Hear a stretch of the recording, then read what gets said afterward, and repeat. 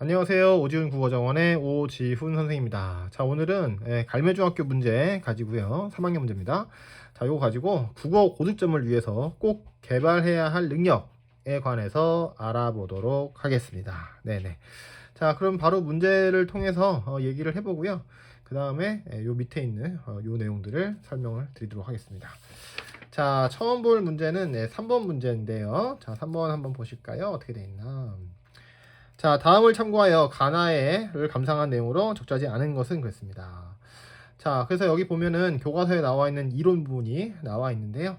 자, 여기 보면 요거 핵심어는 심미적 체험이 되겠습니다. 자, 심미적 체험이라고 하는 것은 작품을 통해서 느낀 바, 뭐 재미가 될 수도 있겠고요, 감동이 될 수도 있겠고, 뭐 지식이 될 수도 있겠고, 뭐 여러 가지 대상이 느낀 바가 될 수 있겠죠, 그죠? 여러 가지가. 자, 이제 그런 것들을 전체적으로 다 심미적 체험이라고 하는데요. 자, 그건데, 자, 선지 5번을 보시면 가와 나의 독자는 모든 상처가 아물고 난 뒤에 가치 있는 것을 추구하는 나무의 모습 이렇게 되어 있습니다. 자, 근데 가작품 같은 경우도 지금 제목이 봄나무입니다. 자, 봄나무가 겨울 내내 이렇게 막 눈보라에 상처받고 빗방울한테 얻어맞고 또 자기 안에 있는 물들이 막 나가고 싶다고 그래가지고서는 답답해하고, 근데 그래도 어때요? 아플 때마다 하나씩 이파리를 피웠다. 즉 고통과 괴로움을 뭘로? 긍정적인 것으로 승화시켰다. 예, 이런 내용이 되겠습니다. 자, 나본 작품은 어떠냐면요. 자, 나온 작품은 여기 끝에 있어요. 자, 상처가 곧 뭐다? 꽃이다. 이렇게 해서 대조가 되는 내용이 담겨 있습니다. 상처가 있어야 고통도 겪어봐야 또 가치 있는 것들을 만들어낼 수 있다. 예, 이런 뜻이 되겠습니다. 자, 그런데 그러면은 언뜻 보면 어때요? 가와 나의 독자는 모든 상처가 아물고 난 뒤에 가치 있는 것을 추구하는 나무. 근데 문제가 뭡니까? 모든 상처가 아물고 난 다음이라고 했어요. 근데 본문에서는 모든 상처가 아물고 그 다음에 바로 어때요?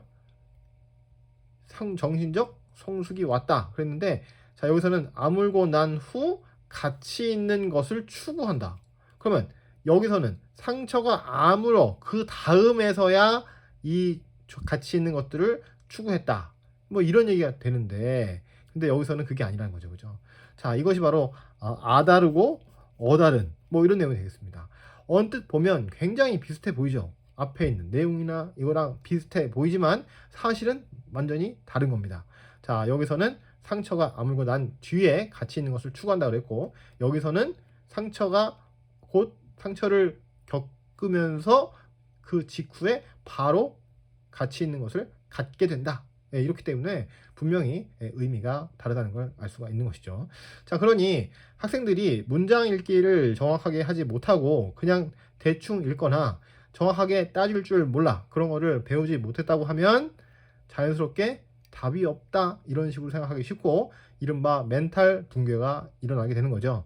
자, 그러면서 오답은 오답대로 나고 또 시간은 시간대로 들어서 뒤에 있는 문제 풀 시간이 부족해지는 이런 문제를 겪게 되는 것입니다. 자, 이런 현상은 비단 이렇게 내신에서만 그런 것은 아니고요. 당연히 수능에서도 똑같은 현상이 벌어지게 되는 것입니다. 자, 그래서 문장 읽기를 정확하게 하는 거, 단어 단위로 정확하게 의미를 파악하는 것이 매우 중요하다. 이렇게 볼 수가 있겠습니다. 자, 그럼 다음 문제도 한번 볼까요? 다음 문제는 6번 문제로 갈 건데요. 자, 6번 문제 보시죠. 자, 6번 문제는 박시전이라는 작품에서 나온 문제가 되겠습니다. 자, 가와 나에 대한 설명으로 가장 적절한 것은 이렇게 되어 있어요. 자, 그러면 자, 여기서 이제 박시전은 고전 소설이기 때문에 이게 이제 일반적인 특성도 있고 고전 문학 이 작품의 독특한 특성도 있고 뭐 이렇게 되겠습니다. 자, 근데 이제 여기서는 이제 가와 나라고 했으니까 가번 지문, 나번 지문에 있는 내용만 가지고 판단을 하는 거죠. 자, 그러니 잘못 생각하면 그냥 일반적인 소설의 특징, 일반적인 고전 소설의 특징으로 대충 풀 수도 있게 되는 겁니다. 자, 그래서 항상 문제도 정확하게 읽어주고 생각할 필요가 있다. 이런 얘기가 되겠죠. 자, 그러면 여기서는 어떠냐? 자, 1번 가에서 박씨는 허물을 벗기 전까지 가정 내에서 활약하고 있다 이랬거든요. 자, 근데 많은 학생들이 그렇지 않다라고 생각했어요. 자, 왜냐? 박 씨는 허물이 있었어요. 말 그대로 피부가 이상해가지고 막 피부에서 막 고름이 나고 냄새가 나고 마치 피부가 그 두꺼비 등짝 같고 막 그래가지고 남편이 엄청 싫어했거든요. 시어머니도 굉장히 싫어했습니다. 자, 그래가지고 고통을 겪었는데 그때 자, 어떻게 지냈냐 하면은 뒤뜰에다가 후원에다가 피화정이라는 정자를 지어서 거기 살았거든요. 정자라기보다는 집이죠. 조그만 집을 지어서 거기 살았는데 그게 어디냐면은 그 집의 뒤뜰. 그러니까 어때요? 가정 내가 아니라고 할 수 없다. 그죠? 즉 남편이 살고 있는 그 방 안으로 들어간 것은 아니지만 뒤뜰은 그 집 가정의 일부분이기 때문에 여기서 얘기한 가정 내에서 활약하고 있다라고 하는 것이 틀린 바가 아니다. 뭐 이렇게 볼 수가 있다는 거죠. 아시겠죠? 네. 자, 그런 거. 그러면 이게 우리가 대충 생각하면 박 씨는 시어머니하고 남편이 엄청 싫어했으니까 그냥 가정내가 아니라 딴 데 살았겠지. 딴 데서 지냈겠지. 이런 생각을 할 수가 있다는 거죠. 자, 근데 그렇지 않습니다. 그죠? 자, 이렇게 선명하게 독해를 해 주셔야만 한다. 네, 이런 얘기가 되겠습니다. 자, 다음 번 보도록 하죠. 자, 8번 문제 보겠습니다. 자, 8번. 기역 미음에 대한 설명으로 적절하지 않은 것은 그랬고요. 네. 자, 8번의 정답은 2번인데. 자, 2번 보실까요? 자, 니은 고전 소설의 전기성을 통해 전쟁의 모습을 효과적으로 드러내고 있다 하겠습니다. 자, 그럼 니은이 어딘지 잠깐 보도록 할게요. 자, 니은이 바로 어디게요? 자, 기억이 여기 있고 니은이 여기 있네요. 자, 사면에서 불이 일어나 불빛이 하늘을 가득 메웠다 이렇게 되어 있습니다. 자, 그러면 우선 전기성이라는 게 뭐냐? 그 얘기부터 하도록 하겠습니다. 자, 전기성이라고 하는 것은 electric이 아니라 자, 이거는 전해지는 기이한 이야기. 자, 요게 되겠습니다. 전해지는 기이한 이야기. 그래서 앞에만 따서 전기라 그래요. 네, electric이 아닙니다. 자, 그러니까 현실적이지 않고요. 그다음에 도수를 부린다든가, 뭐 변신을 한다든가, 구름을 탄다든가, 뭐 바람을 일으킨다든가, 뭐 이런 것들이죠. 자, 근데 이제 여기 보시면, 그러니까 이 작품의 일반적 특징이 이거긴 합니다.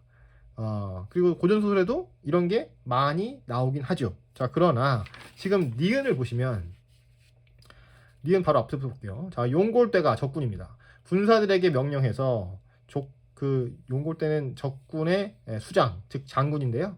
이 사람이 자기네들 군사들한테 명령을 해가지고 일시에 불을 질렀어요. 그랬더니 화약이 터지는 소리가 산천을 무너뜨릴 것 같았다. 자, 말 그대로 화약을 터뜨릴 수가 없었으니까 불 났겠죠, 그죠?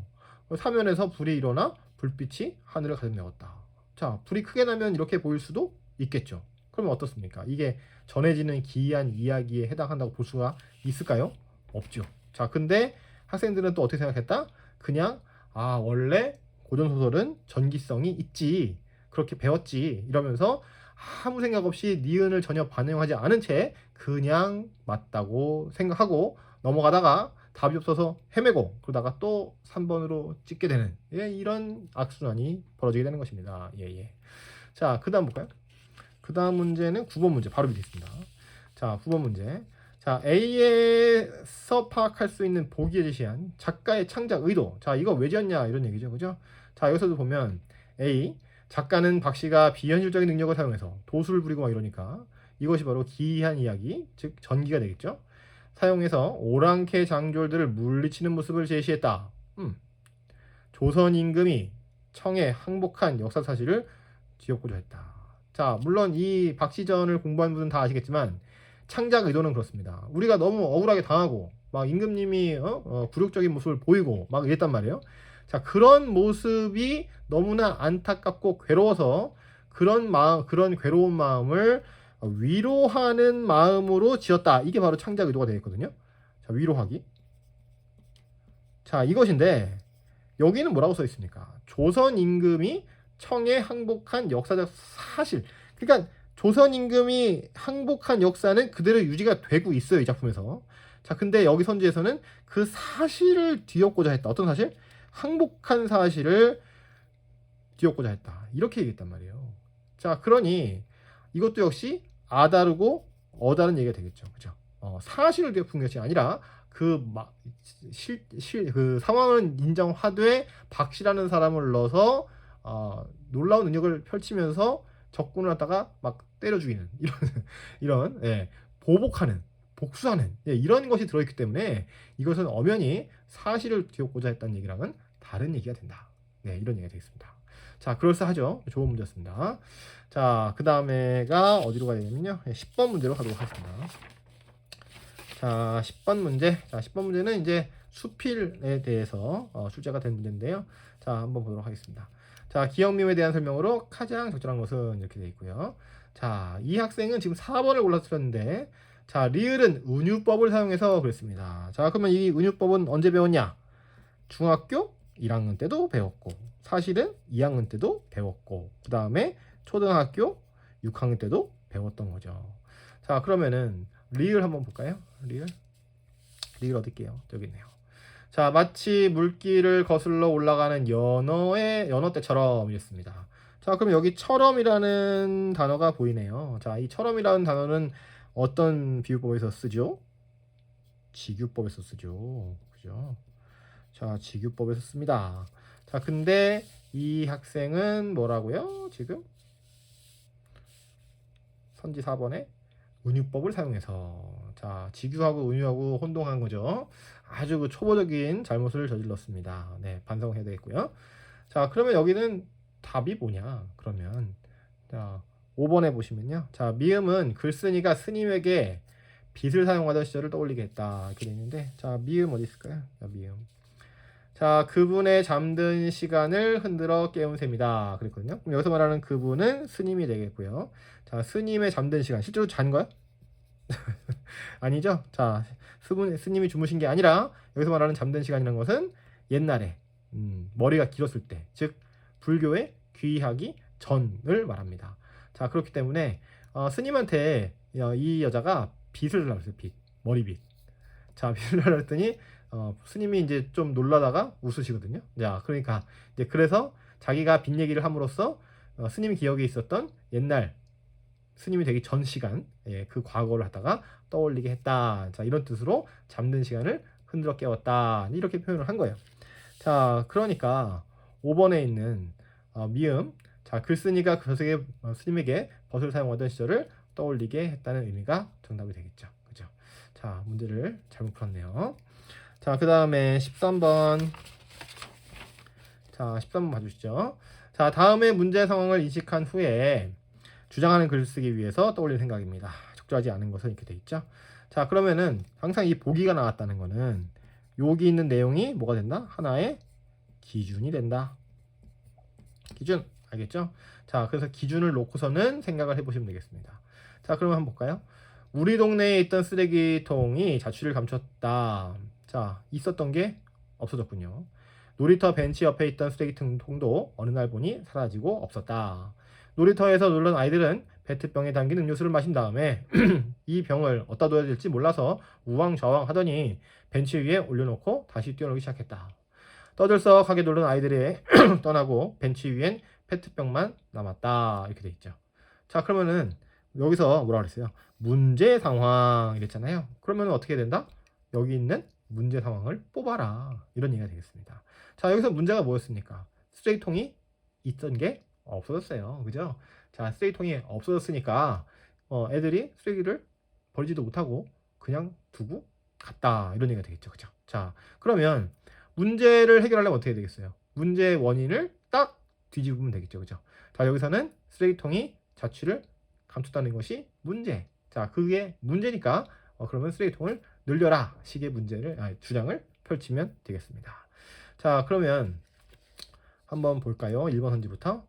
자, 길거리에 쓰레기통이 다 없어서 동네가 지저분해지는 것 같아. 그쵸? 자, 여기서 위에서도 자취를 감췄다 그랬고 여기서도 쓰레기통이 없다. 이게 문제다. 그러니까 이건 딱 맞는 말이 되겠습니다. 그래서 정답은 안 되고요. 그 다음에 2번.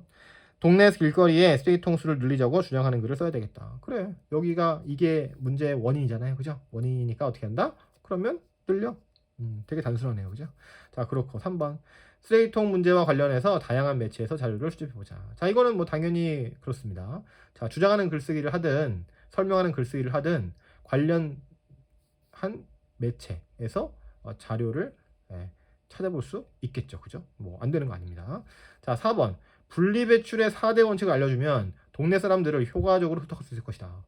자, 뭐 그럴싸한 말입니다. 그죠? 그럴싸한 말인데 사실은 어때요? 위에 있는 내용, 쓰레기통 수가 줄어서 문제가 됐다. 내지는 쓰레기통이 사라져서 문제가 된다. 이거랑은 어떻습니까? 관련성이 매우 매우 적죠. 근데 이거를 틀린 애들이 많아요. 이 학생은 지금 별표 쳐놨잖아요. 자, 왜 그랬냐? 왜 그랬냐? 이런 이유가 있습니다. 여기서 쓰레기통 얘기, 그 다음에 재활용할 수 있는 페트병에 대한 얘기. 이렇게 있잖아요. 그래서 쓰레기 버리기 힘들어. 이런 내용이 있지 않습니까? 자, 근데 4번 선지는 분리배출. 아, 그러면은 페트병하고 관련이 있겠구나. 4대 원칙을 알려주면 동네 사람들을 효과적으로 설득할 수 있을 것이다. 근데 뭘 설득하는지도 안 나왔어. 잘 버리자는 건지, 아니면 여기서 말하는 것처럼 쓰레기통이 부족하니까 쓰레기통을 늘리자는 건지 알 수가 없습니다. 써 있는 걸로만 생각을 해야 되는데 써 있는 걸로만 봤을 때는 알 수가 없어요. 그죠? 자, 그래서 정답은 4번이 되는 건데, 자, 이 학생이 별표 친 이유는 아무래도 방금 말씀드린 것과 같이 분리배출, 뭐 효과적, 뭐 이런 말이 있어서 관련성이 있다고 착각하는 마음이 좀 들었던 거죠. 그래서 지금 얘가 별표를 쳤던 것 같습니다. 자, 5번. 우리 동네와 관련된 문제니까 우리 지역 행정복지센터를 통해서 게시글을 올려보자. 이렇게 되어 있습니다. 그럼 뭐 당연히 뭐 이럴 수 있죠. 안 되는 거 아니죠. 그죠? 자, 그래서 4번이 되겠습니다. 정확하게 읽기 반드시 필요합니다. 자, 그렇고요. 그 다음 문제가 몇 번이냐면 마지막 문제 22번이 되겠습니다. 자, 이 학생 틀렸네요. 자, 기억에 들어갈 내용으로 가장 적절한 것은 그랬어요. 자, 기억이 어디냐 하면은 어디게요? 자, 여기입니다. 자, 여기 보시면 자, 토론인데, 자, 보세요. 찬성 측에서 반대 측의 반박을 다시 반박해 주세요 했더니, 자, 봐요. 반대 측의 주장처럼 야생 동물들도 많은 위험을 겪는 것은 사실입니다. 라고 하고 하지만이 나왔죠. 그죠? 자, 하지만은 언제 쓰는 거죠? 이거는 대조. 자, 그렇습니다. 차이점을 드러내거나 반대를 하거나, 자, 이렇게 대조죠. 자, 그럼 봐요. 야, 니들이 얘기하는 거죠. 반대측의 주장처럼 야생 동물들도 많은 위험을 겪고 있어. 하지만 하고 뒤에 봐봐. 자, 여기만 봐서는 기억을 알 수가 없죠. 2015년 한 동물원에서 호랑이 한 마리가 다 관람객 신발을 먹고 죽은 적이 있었대. 또 다른 동물원에서는 죽은 뭐예요? 물범의 뱃속에서 120개가 넘는 동전이 나온 사례도 있다. 즉 뭡니까? 동물원에서 동물들이 위협을 받고 있다. 이런 얘기가 되겠습니다. 그렇죠? 자, 그래서 뭐 비슷한 환경, 야생과 비슷한 환경을 조성한다 해도 실제 서식지와 비교할 수 없습니다. 이렇게 얘기를 했습니다. 자, 그러니 기억에 들어갈 말은 뭐겠어요? 당연히 이 뒤에 있는 내용과 매우 유사한 내용이, 또는 이 뒤에 있는 내용을 정리한 내용이 들어가면 되겠죠. 네. 자, 이런 거를 주지 플러스 예시라고 하는데 주지 내용이 들어가면 되겠습니다. 그러면은 봤다시피 동물원에서조차 동물들이 보호를 받지 못한다는 얘기였으니까요. 그거와 가장 비슷한 것을 골라주면 정답이 되겠네요. 자, 그러면 기억에 들어갈 내용으로 가장 적절한 것은 했을 때, 자, 1번. 동물원의 동물은 인간의 잘못 때문에 위험을 겪고 있습니다. 자, 어때요? 동물원에서 관리 잘못해갖고서는 관람객이 신발 던졌는데 그거를 누가? 사자가 먹었다. 그죠? 호랑이가 먹었다. 그 다음에 또 사람들이 막 물에다가 동전 던지고 난리 친단 말이에요. 그랬더니 그거를 물범이 먹고 죽었다. 그러니까 동물원의 동물은 인간의 잘못 때문에 위험을 겪고 있다는 것. 그래서 22번의 정답은 요 1번이 되겠네요. 그죠? 자, 이 학생이 골랐던 4번 볼까요? 인간의 환경 파괴로 인해 자, 이것도 그럴싸합니다. 그럴싸해. 인간의 환경 파괴. 그거 누가 뭐라 그랬어요? 그죠? 그래, 이건 어디까지나 어디? 동물원 얘기해야 됩니다. 그죠? 동물원 얘기해야 되고, 동물원에서 지금 문제가 생겨서 동물들이 지금 막 동물원에서 죽어간다는 얘긴데 그죠? 사고로 인해서. 자, 그러니까 이거는 아까 앞서서 봤던 것들처럼 뭔가 그럴싸해. 뭔가 그럴싸하고 본문에서 쓰는 어휘들을 그대로 갖다 쓰고 있으나 문장을 읽어봤을 때는 이건 도대체 뭘 얘기하고 싶은지 모르겠다. 관계가 있는 것도 아니고 없는 것도 아닌 아주 그 애매하고도 좀 그냥 그런 그죠? 이상한 선지가 된다 이겁니다. 그러니까 이런 것들을 정확하게 구분하고 차이점을 인지할 수 있어야 국어 문제를 잘 푼다. 또 국어 공부를 잘 하고 있다. 이렇게 볼 수가 있는 것입니다. 본인이 두루뭉실하게 읽어놓고 그냥 이거는 국어라는 것은 원래 좀 이해하기 힘들고 정답을 이해하기 힘들다. 이딴 식으로 생각해서는 안 된다는 거죠.